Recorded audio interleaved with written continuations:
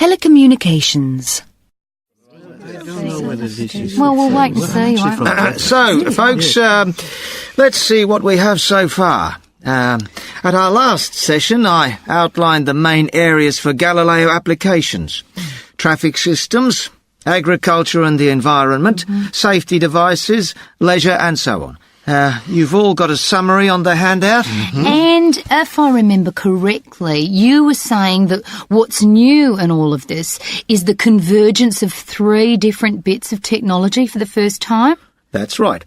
We now have a microchip that can transmit to and from the satellites, which we can combine with mapping databases and deliver through 3G interfaces. The key to all this, as I see it, is movement.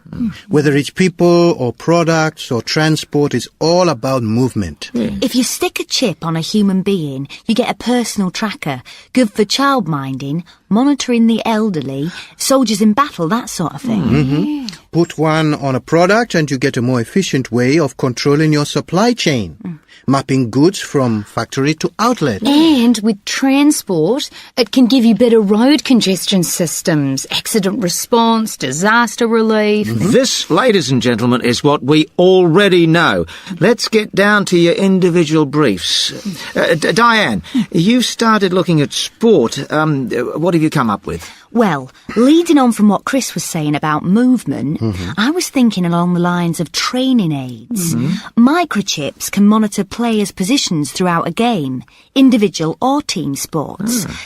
Feed that into a database, crunch the numbers, and you'll have an analysis of how deep or wide a footballer is playing over a period of time, for instance. And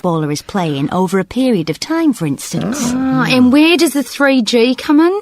This information can be fed to the coach during the game over a handset or whatever. It's the sort of thing they do at the moment from the touchline. But this way you get instant feedback on all the players, so the system is monitoring all 11 men simultaneously. I like it. Give me more details and keep working on it. Okay. Right. How about you, Beth? You were looking at leisure, weren't you? Yeah, I've been investigating the executive market, and I came up with sat-nav paintballing. Keeping track of your teammates via a handset when you haven't got a visual. Avoids those friendly fire incidents, I suppose. Sure it's not being done already? I don't think so. Then there's an add-on for hang gliding, which can give you data on wind speeds, optimum angles for takeoff and landing on unfamiliar terrain. Could be used by balloonists too. Sounds interesting. And, Chris, what about safety applications? I was looking at skiers, always getting caught in avalanches, getting lost. A little tracking device to help the mountain rescue dig them out, maybe? That way you know where everyone is on the piste. Good. Diane, what else have you got for us?